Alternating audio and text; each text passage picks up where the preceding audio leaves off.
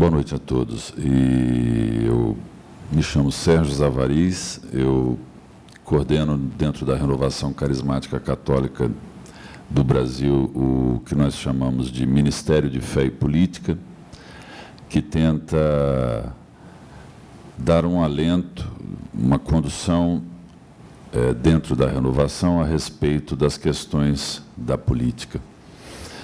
E eu vejo que o mais importante para a gente, nesse momento, concluir tudo isso que foi falado, tanto pelo Ronaldo, valorizando a família, a Tuca, a vida, o nosso nobre irmão aqui, o Gessé, né, essa estrutura e arcabouço jurídico que tem na sua base a própria Bíblia, seria importante nós concluirmos apontando para o futuro. Vivemos verdadeiramente um momento muito grave na sociedade brasileira e parece que cada ação tem contribuído ainda mais para o caos, sabe, Jessé? E conforme nós conversávamos, você já disse isso na hora do almoço, era impressionante percebermos o quanto Deus próprio tem nos inspirado, a cada um de nós, a perceber que só nele está a resposta. E a necessidade de nós mudarmos essa abordagem, essa cultura de morte que está estabelecida no nosso meio, e uma cultura de maldição. Veja que esse assunto foi tratado pelos nossos parlamentares, se eu não me engano, acho que foi o Eros que falou a respeito disso, mas todos tocaram nesse tema.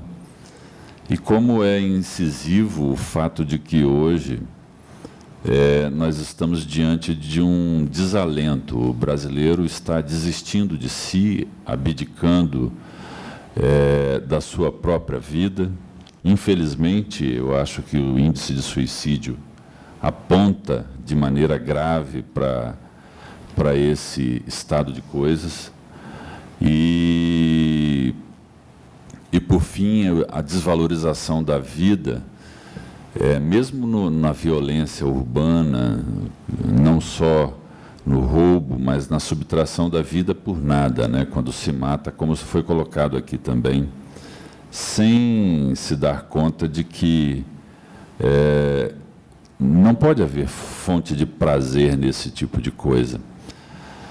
E aí um outro assunto que eu acho que a Tuca tocou, que é muito importante a gente recordar, o fato de que esse momento caracteriza um cenário bastante desolador do ponto de vista mais cartesiano que a gente possa analisar a situação no Brasil, né? Diante de tantos desafios, como responder positivamente? Eu confesso a vocês que, embora engajado na renovação, à frente do movimento a partir do Ministério de Fé e Política, na verdade eu sou professor federal, concursado e de formação cartesiana. Eu sou engenheiro civil e, para mim, olhar para esse desafio numa análise mais fria, você diria, não tem jeito, não há o que fazer. Não há muita esperança diante de um cenário desse. Mas eu me uno às palavras do Gessé para dizer que eu, por outro lado, e dentro de mim a centelha plantada, em primeiro lugar, pelos meus pais, pela formação que eles deram a seus filhos, por tudo aquilo que eu acho que a família representa na construção de cada um de nós que aqui estamos, me faz acreditar em milagres. A experiência com Jesus supera a minha lógica cartesiana em muito. E essa experiência, na verdade, me permite dizer que eu encontro Deus na ciência. durante todo o percurso de engenharia, e, claro, um professor federal sempre acaba se envolvendo com mestrado e doutorado, aprofundar na ciência, para mim, só me permitiu aprofundar em Deus. E verificar que eu, de fato, não sabia nada. A ciência, ela é um universo tão grande que permite a cada um de nós a dizer que nós somos totalmente dependentes da misericórdia de Deus em todas as coisas, até mesmo para que a luz do sol nasça no dia de amanhã.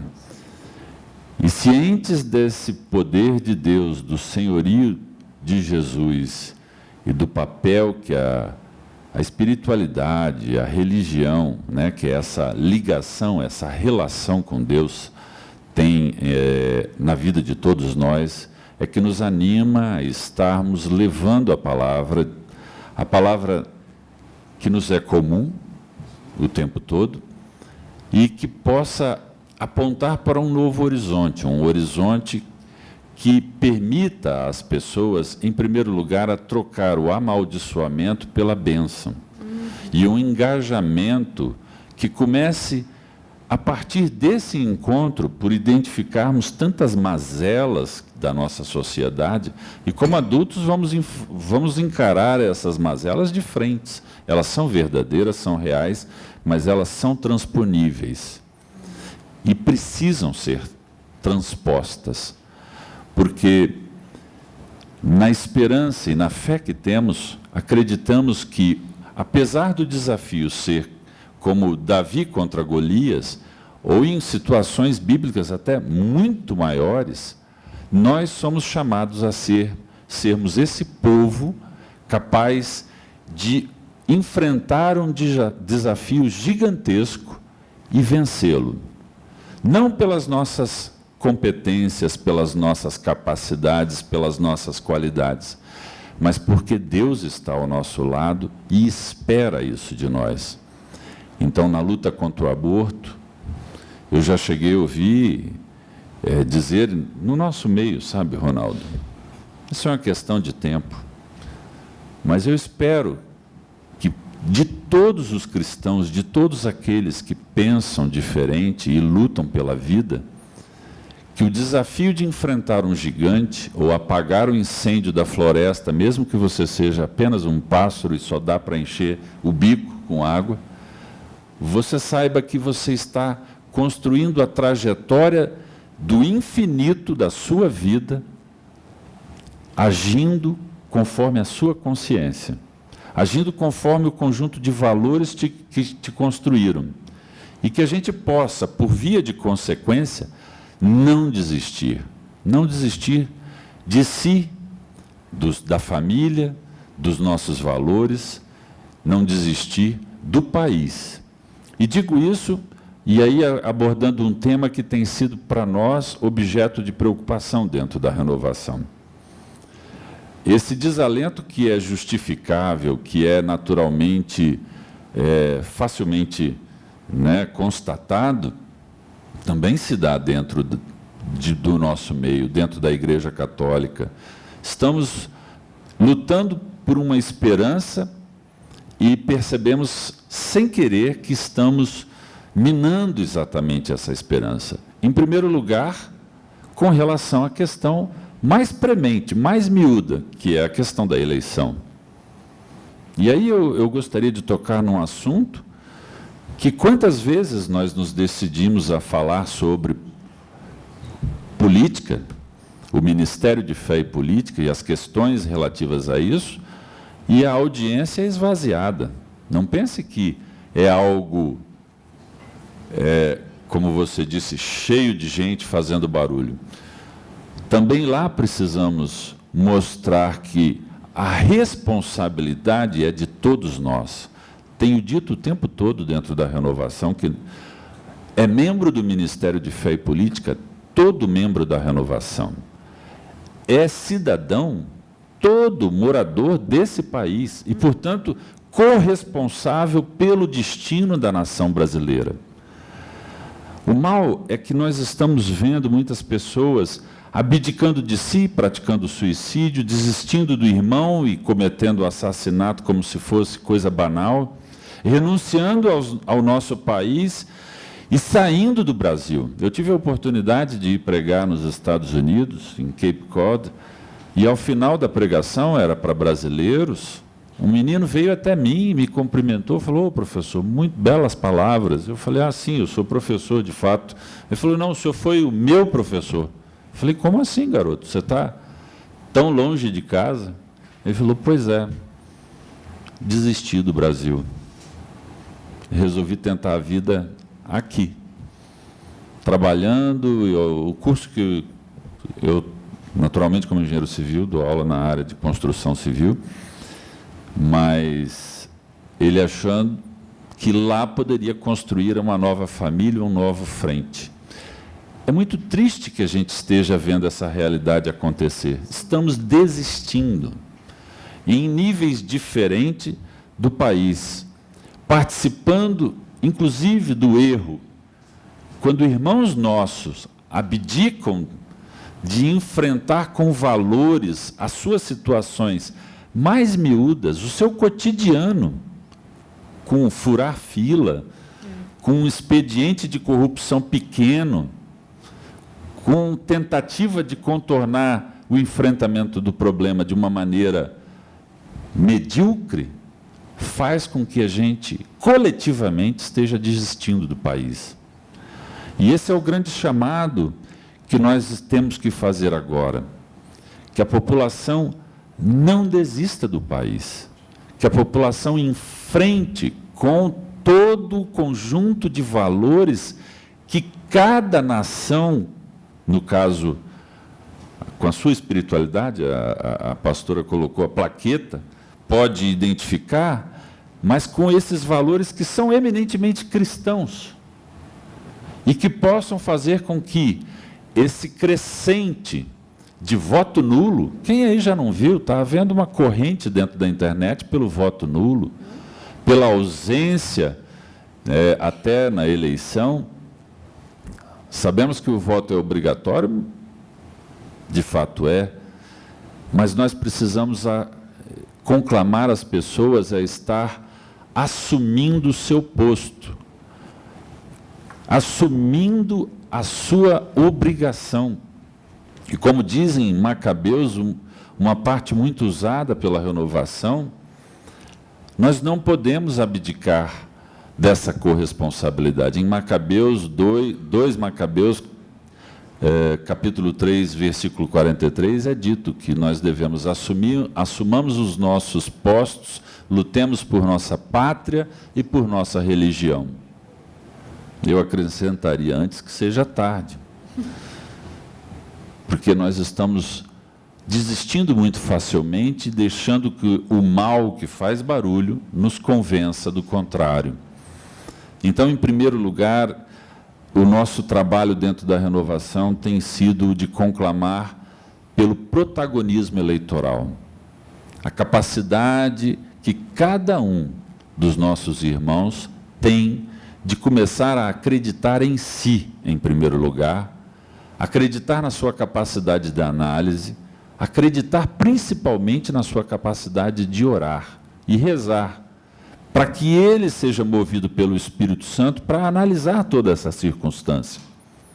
Parar de acreditar tanto assim nas pesquisas eleitorais, porque elas são elementos apenas estatísticos. Não se pode ir para uma urna acreditando que você deve compensar o gráfico da estatística. A sua participação deve incluir, ou a participação de todos nós deve incluir, a análise do histórico, da vida, das propostas e de tudo aquilo que te é pertinente, mas fazer essa reflexão profunda e participar no momento da eleição. Eu acho que, nesse momento, nós precisamos, de mãos dadas, estar unidos na corresponsabilidade do que significa traçar o destino do país. E para daqui até 2018, quando finalmente nós, num ato de democracia, poderemos novamente ir às urnas e mostrar qual é o desígnio que queremos para esse país, é preciso dar espaço para esse debate, para esse diálogo, sem a intolerância, evidentemente, mas com a capacidade de estarmos debatendo o país que nós queremos. E, acima de tudo, é importante que a gente seja movido pela oração. Nesse aspecto, eu e o pastor Gessé, nós conversamos bastante, que esse milagre que nos tirará desse caos político, social, econômico, só poderá vir a partir das mãos de Deus, e Ele é poderoso. Nós acreditamos nisso, acreditamos no poder de Deus. Amém. Nós estamos conclamando, dentro da renovação, a todos os irmãos, para que oremos pela nação brasileira. No dia 7 de setembro, em muitas catedrais, em muitas igrejas, Brasil afora, e nós estamos pedindo que, pelo menos em cada diocese, uma igreja esteja em vigília, rezando pela nação brasileira. E isso não é qualquer coisa. Sim. É o primeiro passo para que a gente possa tirar as escamas dos olhos. Eu recordo que isso não é novo, não é o primeiro ano que nós faremos isso. Fazemos isso desde 2014, quando viemos aqui, em Brasília, na Catedral de Brasília, e o bispo auxiliar Dom José Aparecido esteve conosco, celebrando a missa durante a vigília. Começamos às 10 horas da noite, 22 horas, do dia 6, e fomos até às 6 horas da manhã, pedindo a Deus que os valores fossem resgatados no meio de nós, principalmente a verdade, a justiça e a transparência. Podemos estar sofrendo em perceber que a verdade nua e crua, ela não é bonita, mas teremos que ser maduros para saber que, com essa verdade, os próximos passos a serem dados terão que ser feitos nesse mesmo diapasão, um diapasão de quem quer construir o futuro, enfrentando ele agora. E nós conseguiremos vencer como uma nação cristã que tem, dentro do seu povo, na sua cultura, tanta coisa bonita, tanta coisa bela. Somos um povo alegre, somos um povo de tanta beleza. Nós não podemos simplesmente permitir que a corrupção que foi identificada, que o problema que acontece no meio político, venha a macular tudo aquilo de bom, que o próprio meio político também é protagonista. Afinal de contas, nós estamos diante de homens e mulheres que doaram a sua vida, mas também aqueles que estiveram aqui nessa casa procurando fazer o melhor. Então, que a gente possa rezar desde hoje para que Deus tenha misericórdia do seu povo. Em favor desse povo, novos homens coloquem a sua vida à disposição da nação. E novas pessoas possam estar colocando a sua vida à disposição da nação, não somente como mandatário de um cargo político, mas também como servidor público de uma forma geral. Novas pessoas possam estudar com o mesmo zelo, tomando o nome do juiz mais famoso agora, né, o Sérgio Moro, mas tantos são os juízes e promotores de justiça e policiais federais e auditores fiscais que exercem a sua função com zelo, professores que exercem a sua função com zelo, policiais que o fazem da mesma maneira. Nós não queremos, enquanto nação, descartar simplesmente o serviço público como se fosse algo sem importância.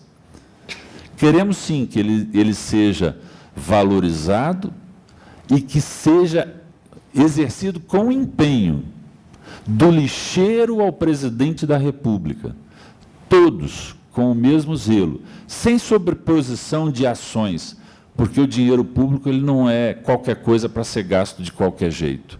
E nós temos, nesse país de quase 210 milhões de habitantes, um parque industrial enorme, uma capacidade enorme de produção. E aí posso dizer para vocês o quanto que a ciência pode ainda trazer na pesquisa, na inovação tecnológica.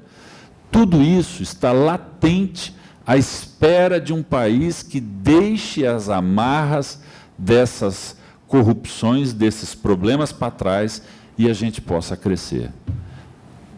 Nessa perspectiva, nós estamos, então, orientando o nosso povo e de mãos dadas queremos estar clamando a Deus por sua misericórdia para um Brasil melhor.